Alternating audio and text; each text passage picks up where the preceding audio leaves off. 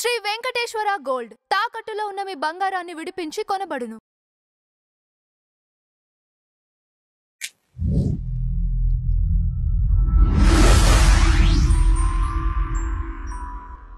Sir నమస్కారం. శ్రీమాత్రే నమః. సార్ పూర్వకాలంలో నాగబంధనాలు అని ఉండేవట, అవి నిజంగానే వాస్తవమేనా సార్? ఒకవేళ ఉంటే ఆ నాగబంధనాలు వేసి సీల్ చేసిన డోర్స్ని ఇప్పుడు అసలు ఓపెన్ చేయగలిగే వాళ్ళు ఉన్నారా? ఓపెన్ చేయాలి అంటే ఏం చేయాలి? చాలా మంచి ప్రశ్న వేశారమ్మా. నాగబంధనము, గరుడ బంధనము, ఇలా రకరకాల బంధనాలు ఉంటాయి. మీకు అష్ట బంధనం అని ఉంటుంది. ఒక ఏదైనా ఇంటి మీద ఎక్కువగా కనుక వాళ్ళ శత్రువుల దృష్టి ఉన్నప్పుడు అష్టబంధనం చేస్తారు. దాన్ని అష్ట దిక్కుల్లో యంత్రాలు పెట్టి అష్టబంధనం చేస్తారు. అలాగే మీరు మన పద్మనాభ టెంపుల్ వినే ఉంటారు కదా. అవును. పద్మనాభ ఆలయంలో మొత్తం ABCDEF 6 డోర్స్ ఉన్నాయి. అందులో మొదటి డోర్ తెరవగలిగారు. అందులో ఎంత సంపద ఉందో చూశారు. 18 అడుగులు ఉండేటువంటి చైన్స్ కానివ్వండి, డైమండ్స్ కానివ్వండి, రకరకాల దేశాల నుంచి వాళ్ళు ఇచ్చినటువంటి ఉన్నాయి. B మాత్రం తెరవలేకపోయారు. బికాజ్ ఆఫ్ దానికి నాగబంధనం ఉంది ఇప్పటికీ కూడా. అది తెరుద్దామని ఎవరైతే ప్రయత్నం చేశారో, మామూలుగా అందరికీ అడిగితే అందులో దేవుడి మీద నమ్మకం ఉన్నటువంటి వారు ఎవరు కూడా మేము రాము అని చెప్పేశారు చాలా స్పష్టంగా. మాకు దేవుడి మీద నమ్మకం, మేము ఆ డోర్స్ దగ్గరికి వెళ్ళాం, నాగబంధనం ఉంది కాబట్టి చాలా డేంజర్ అని ఆగిపోయారు. ఎవరైతే నాస్తికంగా ఉంటారో, ఈ దేవుడు లేడు ఏమీ లేడు, ఏదో రాజులు అక్కడ పెట్టారు దాన్ని తెరవడానికి ఏంటని వెళ్ళినటువంటి వాళ్ళు నలుగురు కూడా వితిన్ 15 డేస్లో చనిపోయారు. ఆ హిస్టరీలో ఉంటుంది ఇప్పటికీ మీకు. ఒక్కొక్కరు ఒక్కో రకంగా, ఒక్కొక్కటి హార్ట్ ఫెయిల్, ఇంకో రకంగా నలుగురు చనిపోయారు. ఓకే, 15 to 20 డేస్ ఆఫ్ పీరియడ్లో మొత్తం మీద. CDEFలో ఏమున్నాయంటే, Cలోనేమో కొంత బంగారం, బ్రాస్ ఇట్లాంటివి ఉన్నాయి. Dలో ఏంటంటే వాళ్ళు ఎవరెవరు ఇచ్చారు అటువంటి ఇన్ఫర్మేషన్ Dలో, Eలో కొంత బ్రాస్ అందులో కూడా ఉంది, బ్రాస్ గోల్డ్ ఇవన్నీ ఉన్నాయి. అయితే ఇక్కడ వీళ్ళకి ఏంటంటే Bలో ఏముంది అసలు, ఎందుకంటే ఏలో అంత ఉందంటే ఏలోనే కొన్ని లక్షల కోట్ల విలువ చేసేటువంటిది ఉంది. దాని మీద కొన్ని రోజులు కేసు కూడా నడిచింది, మీకు తెలియదు కాదు. ఒక 9 సంవత్సరాలు ఏమో ఫైట్ చేశారు, 9 to 10 years ఆల్మోస్ట్. ఇది గవర్నమెంట్కి చెందాలని లేదు, దాన్ని చూసుకునే వాళ్ళు ఉన్నారు వాళ్ళకి చెందాలని, అయ్యి మొత్తం మీద చూసుకునే వాళ్ళకి మళ్ళీ గవర్నమెంట్ చెప్పేసింది వీళ్ళు బాగా చూసుకుంటారు, ఈ ఫ్యామిలీ చూసుకుంటారని. ఇక్కడ ఏంటంటే క్వశ్చను ఒకటి, ఎంత అడ్వాన్స్డ్, అది ఒక 1000 సంవత్సరాల క్రితంలో ఇప్పుడు ఆల్మోస్ట్ అది డోర్. అప్పట్లో పెట్టినటువంటి డోర్ని ఇప్పుడు మనం ఇంత అడ్వాన్స్డ్ టెక్నాలజీస్ వాడుతూ అసలు మనం సైంటిఫిక్గా ఎక్కడికో వెళ్ళిపోయాము, ఇంకా అసలు ఏదైనా సాధించగలము, రాకెట్ వేసుకొని మనం చంద్రుని మీదకే వెళ్ళిపోతున్నప్పుడు డోర్ తెరవలేమా అనుకునేటువంటి స్థితిలో మనం అక్కడ ప్రయత్నం చేస్తే ఎవ్వరు కూడా దాన్ని తెరవలేకపోయారు. ఎందుకు తెరవలేకపోయారు అంటే, మనం అనుకుంటున్నాం అది ద్వారం, కానీ నాగబంధనం వేసినప్పుడు ఆ నాగబంధనానికి ఒక దేవత ఉంటుంది. నువ్వు ఫిజికల్గా ఉండేవి ఏమైనా అంటే నువ్వు తీయగలవు, పెద్ద కొండను కూడా నువ్వు బద్దలు చేయగలవు బాంబులు పెట్టి, కానీ నువ్వు ఆ నాగ దేవతను నువ్వు ఎలా మార్చగలవు? దేవతకి అమితమైన శక్తి ఉంటుంది.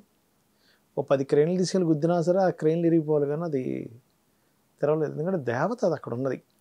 సో ఆ దేవతను మెప్పించగలిగేటువంటి ఉపాసకుడు ఆ మంత్రానికి అన్లాక్ చేసేటువంటి మంత్రం ఏమైనా చేయగలిగితే అప్పుడు అది ఓపెన్ అవుతుంది. ఇప్పుడు కొన్ని చూడండి, మనకి కోడింగ్తో ఓపెన్ అయ్యేవి కొన్ని ఉంటాయి. నెంబర్ కోడ్ చేస్తేనే అది ఓపెన్ అవుద్ది, అదర్వైజ్ మీరు ఎంత ఇది చేసినా అది ఓపెన్ అవ్వదు. అదేమిటండి, నెంబర్ కూడా ఎందుకు ఓపెన్ అవుతుంది? కొన్ని చూడండి వాయిస్తో ఉంటాయి, కొన్ని మనం ఫోన్లే ఉన్నాయి చూడండి, మన ఫోటో చూస్తే కానీ అది అన్లాక్ అవ్వదు, అవునా? అదేంటి, ఫేస్ దీంతో ఎలా అన్లాక్ అవుతుంది, కోడ్తో ఎలా అవుతుంది, వాయిస్తో ఎలా అన్లాక్ అవుతుంది అంటే, అలాగే మనం వాయిస్తో ఎలాగైతే మన ఫోన్ అన్లాక్ అవుతుందో సేమ్ యాజ్ ఇట్ ఈజ్ ఒక మంత్రంతో అన్లాక్ అయ్యేది ఉంటుంది అక్కడ. అది తెలిసిన వాళ్ళు ఎవరైనా ఉండి, అది కూడా ఒక మంత్రం తెలిస్తే సరిపోదు, ఆ దేవతని మెప్పించి ఆ దేవతని వాళ్ళు ఉపాసన చేసిన వాళ్ళై ఉంటే అప్పుడు కానీ అది అన్లాక్ అవ్వదు. అయితే ఇక్కడ చాలామందికి ఏంటంటే అందులో ఏముండొచ్చు, ఈ వీటిల్లో లాగే అంటే ఏ దాంట్లో ఉన్నట్టుగా అద్భుతమైన సంపద ఉందా, లేకపోతే CDE వీటిలో ఉన్నాయి సరే, వీటిలో ఏదో కొంత సంపద ఉండడం, అలాగే ఎవరెవరు ఇచ్చారు ఏంటనే ఇన్ఫర్మేషన్ ఉండడం, ప్రపంచ దేశాలందరి నుంచి వచ్చినటువంటి సంపద, వచ్చినటువంటి వాళ్ళు డొనేట్ చేసినవి స్వామివారి కోసం అని. డిచ్ వారు, పోర్చుగీస్ వారు వీళ్ళందరూ, అలా చోళ రాజులు అంటే ఏ ఏ బ్లాక్స్ కి నాగబంధనం వేయకుండా బీకే ఎందుకు వేశారు ఎందుకు అన్న వేశారు curiosity అంటే ఒకటి. It's very clear. మనం ప్రశ్న కూడా వేసుకుంటే ఓకే అంటే ప్రశ్నాశాస్త్రం అని ఒకటి ఉంటుంది. ఓకే ఆ ప్రశ్న పరంగా ఇప్పుడున్నటువంటి లగ్నం ఏమిటి అని చూసుకుంటే కన్యా లగ్నంలో పడింది మనకి ప్రశ్న. అందుకే చూడండి, కన్యా లగ్నానికి అధిపతి బుధుడు, బుధగ్రహానికి అధిష్టాన దేవత మహావిష్ణువు పద్మనాభ స్వామి. ఓకే, ఇక్కడ మనము ఆ స్థలంలో ఏముంది, సంపద ఉందా, ఊరికే ఏదో పత్రాలు అవి ఉంటాయా అని ప్రశ్న వేసుకుంటే సెకండ్ లార్డ్ అంటే సంపద కారకుడు ఓన్ హౌస్లో 9th హౌస్లో కూర్చున్నాడు భాగ్యస్థానంలో. ఎప్పుడైనా సెకండ్ లార్డ్ కనుక 9th హౌస్లో కూర్చుంటే అది కంప్లీట్లీ ఆ ప్రశ్న మంచి ఫైనాన్షియల్గా బంగారు, వెండి, వజ్రాలు, ఎక్కువగా వజ్రాలు ఉంటాయి అందులో, శుక్రుడుగా అయ్యాడు కాబట్టి. మీరు ఇవాళ కాకపోతే రేపైనా ఎవరైనా పిలిపించి వాళ్ళు ఎన్నో ప్రయత్నాలు చేసి తెరిచినప్పుడు మీరు చూసుకుంటే ఇదే కనబడుతుంది మీకు. ఏ దానిలో కంటే కూడా ఎక్కువ ఉన్నాయనేటువంటి సమాధానం మనకు వస్తుంది. ఇంకా అందులో సందేహం ఏం లేదు. ఎందుకంటే ఇక్కడ లగ్నాధిపతి అంటే బుధుడు కూడా లాభంలో ఉన్నాడు చూసుకుంటే గనక. మరి ఇది ఓపెన్ అవుతుందా అవదా అనేటువంటిది ప్రశ్న. ఓపెన్ అవుతుందా ఓపెన్ అవ్వదా అని చెప్పి చూసుకుంటే దీన్ని సరైనటువంటి ఉపాసకుడు కనుక వచ్చి తెరిస్తే, అది కూడా ఎవరైనా ఉపాసకుల ద్వారా తెరవడం జరుగుతుంది. ఎందుకంటే మీకు చతుర్థాధిపతి అంటే ఈ ఇప్పుడు మనం వేసిన ప్రశ్న నుంచి 4th లార్డ్ ఎవరైతే ఉన్నారో ఆయన రవితో కలిసి ఉన్నాడు. ఎప్పుడైతే రవితో కలిసి ఉన్నాడు, రవి రాసుల్లో కుజుడు, కేతు ఉన్నారు. ఇప్పుడున్న ప్రశ్నలో మనం ఈరోజు ఏదైతే గురు పౌర్ణమి రోజు వేస్తున్నామో ఈ ప్రశ్న ఇవాళ 10వ తేదీ జూలై ఉదయం 11:02 వేసాం ప్రశ్న. ఇది కరెక్ట్గా 11:02 వేసాం కాబట్టి ఇది వెరీ క్లియర్గా మంత్ర సంబంధంగానే ఉంది ఆ డోరు అనేది చెప్తుంది. అండ్ ఆ డోర్కి ఎటువంటి కీస్ కానివ్వండి, నాబ్స్ కానివ్వండి ఏవీ లేవట సార్. కీస్ ఉంటే మీకు కీ క్లియర్గా తెలిసిపోతుంది కదా, దానికి సీల్ చేసి మాత్రమే ఉంది. దీనికి ఈ మంత్ర సంబంధించిన ఎక్కడెక్కడ పడతారంటే ఇలాంటి నిధులు ఇలాంటివి ఉన్నప్పుడు, అదేవిధంగా ఒక్కొక్కసారి కొంతమంది నెగటివ్ ఎనర్జీని బంధించేటప్పుడు మీరు చూడండి, అదేది మన అనుష్క అది ఒక మూవీ ఉంటుంది అరుంధతిలో చూడండి, ఆ విలన్ని మొత్తం బంధన చేసి పెట్టేస్తారు బయటికి రాకుండా.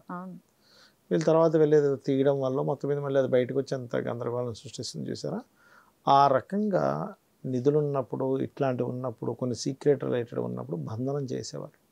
మీకు ఎందుకు మా తాతయ్య గారు ఉండేవారు, అనకాపల్లి నుంచి లోపల చోడవరం సైడ్ ఉండేవారు.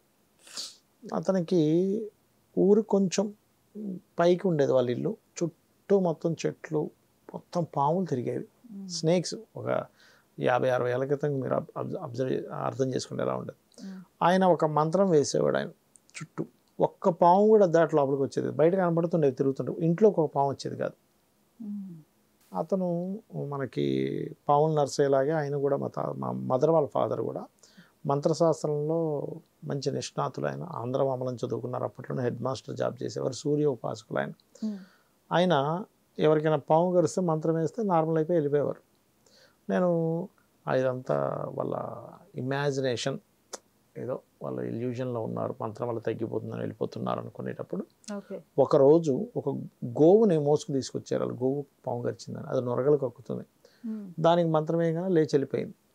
అప్పుడు నేను రియలైజ్ అయ్యా, అరే ఇదంతా మా సొంత తాతయ్యనే నేను నమ్మలే ఆ టైంలో. అంటే ఇదంతా ఏదో వీళ్ళు ఉట్టిన నమ్మకం మీద వెళ్ళిపోతుంది, కానీ ఇక్కడేమీ దానిలో ఏమి ఉండదు అనుకునేవాడిని చిన్నప్పుడు కదా. మనం చాలా చిన్నగా ఉన్నప్పుడు మనకు అలాగే ఉంటుంది, అంటే అన్నీ తెలిసేదాకా మనకు అనుభవాలు కొన్ని.